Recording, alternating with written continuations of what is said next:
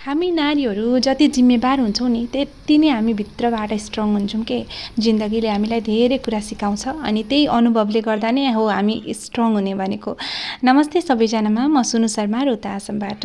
आज फेरि आगोमा पकाएको हेर्न कस्तो राम्रो लाग्छ, कस्तो मजाले फुलेन रोटी। अब यसलाई चट्ट अब यसरी हातले धरेर यसरी तातो छ तर बानी भएको छ कि मेरो नि, अनि आगोमा पकाउँदा भिन्दै मजा छ कि। ग्यासमा चाहिँ मलाई बरु टाइम लाग्छ, आगोमा चाहिँ मेरो छिट्टै हुन्छ। रोटी आफूले धेरै नखाए पनि अरूको लागि बनाइदिन चाहिँ मलाई एकदमै मनपर्छ। हुन्छ नि, अरूले खाएर सन्तुष्ट हुनुभयो भने त्योभन्दा खुसीको कुरा मेरो लागि केही हुन सक्दैन के। अनि यसलाई भन्छन् होला अर्काको खुसीमा नि आफ्नो खुसी खोजेर भेटेको भनेको चाहिँ। हाम्रो तावा चाहिँ अलिकति पातलो छ, अर्डर दिएर बनाउन लाउँदा अलिकति बाक्लो बनाइदिन्छन्। हाम्रो माइतमा चाहिँ अलिकति बाक्लो छ कि, बाक्लोमा चाहिँ अनि मजाको हुन्छ, डढ्ने डर पनि हुँदैन। यता हेर्न सक्नुहुन्छ, यसमै पनि मैले चाहिँ मजाले फुलाई रोटी बनाउने गर्छु। अनि यता चाहिँ पाकिसकेको छ, यो चाहिँ हल्का अलिकति केराउ थियो र त्यसकै घुगुनी बनाएँ। अनि कासकलको सब्जी बनाएको छु, कासकल भनेको सब्जी खाने कोल। अनि यता भात पनि पाकेको छ, अनि यता रोटी पाकिरहेछन् ताता सुक्खा रोटी। अनि चिया त हाम्रो घरमा चाहिन्छै। अनि आमाले चाहिँ आम काट्नु भएको थियो, अनि सबैले अब आम पनि खानुभयो। मैले चाहिँ खानै बिर्सिछु, दिँदै आफूले खानै बिर्सेँ। यतिकैमा फेरि आशा भाइदेवहरू आउनुभएछ, अनि दुईजनाको लागि भनेर चिया बनाइदिएँ। र पिता र भाइहरूका कपडा चाहिँ यहाँ धुन भनेर हालिदिएँ र म रेडी भएँ र छोरीलाई पनि रेडी पारेँ। आज चाहिँ छोरीको आधार कार्डको अपडेट गर्नुपर्ने अरे भनेर स्कुलमा चाहिँ बोलाउनु भएको छ र जान आँटेका नै थियौँ, यतिकामै आइपुग्नु भएछ पाहुना। र फेरि म चाहिँ भित्र पसेँ चिया बनाउन भनेर। अनि चिया पाकिसक्नै आँटेको थियो, आमा जानुभयो, ओइ पल्ला गएर खाएरै आउनुभयो अरे हुँदै भनेर भन्नुभयो।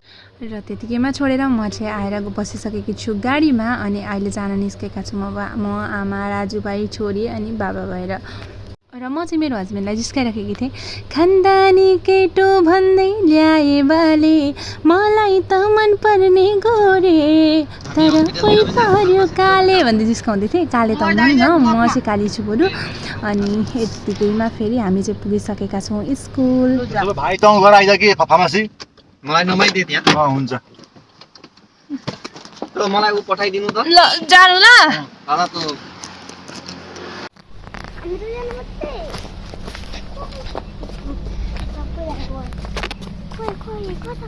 स्कुलको गेटबाट भित्र पस्ने बित्तिकै कसैलाई पनि देखिनँ। म त अचम्म परेँ, अब हामी मात्रै पो आयौँ कि भन्ने खालको पनि लागेको थियो। तर यता अडिटोरियमतिर चाहिँ अलिअलि एक दुईजना देखिन थालेपछि म चाहिँ यता आएर हेर्छु त सबैजना यतै बसिराख्नु भएको रहेछ। र मैले चाहिँ गएर आधार कार्ड चाहिँ जम्मा दिइदिएँ। अब कतिखेर बोलाउनुहुन्छ त्यतिखेरै आउनु पर्यो भनेर। अनि यता चाहिँ फेरि मेरो छोरीलाई अब बाबा चाहिँ आइपुग्नु भयो, अनि बाबा आएपछि दोकानमा गएर केही खानै पर्यो।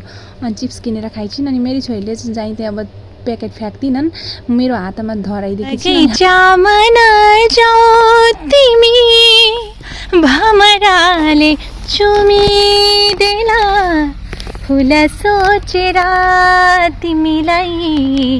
फुल सोचेर।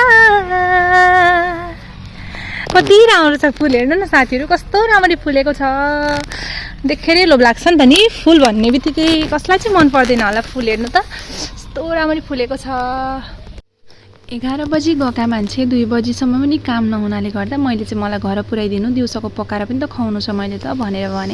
अनि मेरो हस्बेन्डले चाहिँ मलाई पुर्याउन आउनुभयो। अनि छोरीलाई र हस्बेन्डलाई चाहिँ बिहानकै अब सब्जी भात चाहिँ मैले तताएर दिएँ। अनि दही थियो, दुध थियो, खाएर जानुभयो। अनि अरूलाई चाहिँ मैले पकाएर दिएँ, अनि आफूले पनि खाएँ। अनि खाएर अनि यता थालेँ धन्ना गर्न। देख्नुभयो नि, हामी आइमे मान्छेहरूलाई जति नै जे हतार भयो पनि काम चाहिँ भ्याउनै पर्छ कि। घरको काम चाहिँ हामीले भ्याउनै पर्छ, हुन्छ नि। आइमे मान्छे घरमा छ भनिसकेपछि छोरा मान्छेले पागलको कामहरू गर्ने कुरै आउँदैन फेरि। तिम्रो कमल छै नयनमा, म त्यो रूपको मोहनीमा हराए, भुले सारा दुनिया भुले आफूलाई, भुले सारा दुनिया भुले आफूलाई, तिमीलाई मैले अति मन पराए, तिमीलाई मैले अति मन पराए। मलाई चाहिँ गीत गाउँदै काम गर्न एकदमै मनपर्छ। मैले यति गरिसक्दा अरूको खाना त अघि हजम भइहालेको थियो अनि फेरि सबैलाई चिया बनाएर दिएँ र यता चाहिँ हेर्नु मलाई त मन पर्ने गोरे तर पै पर्यो काले मलाई त मन पर्ने गोरे तर पै पर्यो काले काले काले हो काले भइ नि के हुन्छ र म त छु है दिलवाले भन्नु न तपाईँ त्यसरी भन्नुपर्छ काले भन्नु गाउनु त काले भइ नि के हुन्छ र म त छु है दिलवाले आफू जस्तो सुकै भएर हिँडौँ तर मेरो बुढो हिरो देखिनुभयो भने म त्यसमै खुसी भाइले चाहिँ पिउनु भएको थिएन चिया भाइ पनि आइपुग्नु भयो अनि भाइलाई पनि चिया दिएँ अनि यता चाहिँ मैले उसिनिसकेकी छु भाते करेलो यो हटकेसको हालत यस्तो कसरी भएको थाहा छ तपाईँहरूलाई एक दिन घरमा कोही हुनुहुन्न थियो म पनि खाना पकाउने थिइनँ अनि पिताले चाहिँ मलाई यसमा अब स्टिलको बसिहाल्छ भनेर दाल तताएर के गरे कि तैँले यस्तो यो भाते करेलाको चप यो भाते करेला उसिने त एक सिटी लगाइदियो कुकरमा अनि यो यसका गुटी निकालेँ अनि यो चाहिँ अलिकति हुन्छ नि त्यसरी अब गुटी मात्रै हालेर त पोर पनि पकाएको थिएँ नि त मैले भाते करेलाको सिजनमा अहिले चाहिँ मैले यसमा आलु नि त यो कोरेसामा कर्नरमा लाउँ अब यो चाहिँ के हो फेरि भाते करेलाको गुटी अच्छा भाजी भाते करेलाको भाजीमा नै बिचमा हाल्छु अनि यो आलुलाई पनि यो चाहिँ मैले अब आफ्नै आइडिया अलिकति भनौँ न यो आलुलाई पनि यहाँ मिसाउँछु अनि यो आलुको रस चाहिँ मुखमा लगाउँछु भोलि अच्छा काली मान्छे अलिकति ग्लो हुन्छ नि अनि यो एकछिन भुट्योस् अनि त्यसो हुँदा अनि भाते करेलाको चिसोमा रेडी पारेर राखेका हाफ ओभेन त्यसमा यो हाल्छु कस्तो यो करेलो फेरि जसरी खाना पनि मिल्ने के भुटेर पनि मिल्छ ग्रेभी बनाउँदा नि भयो अब यसरी बनाएर खाँदा पनि भयो पोलेर पिटिका खाँदा पनि भयो हातैभरि हेर्नु न कराईको कालो लागेर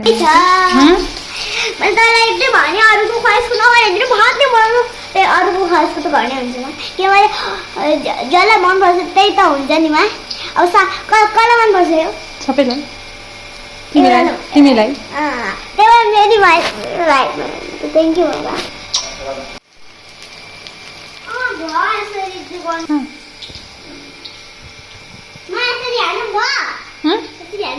भयो धेरै नहालो भयो हुन्छ अब यहाँ यसरी डिप गर्नुपर्छ अनि यसरी यसलाई त्यही पनि गर्नुपर्छ माको हेर्ने कम्ती कम्ती हाल छोरो अब म यसमा यो हाल्छु यो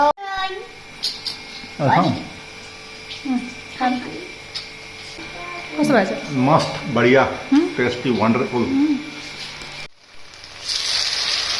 कस्तो जादु गर्यो भगवान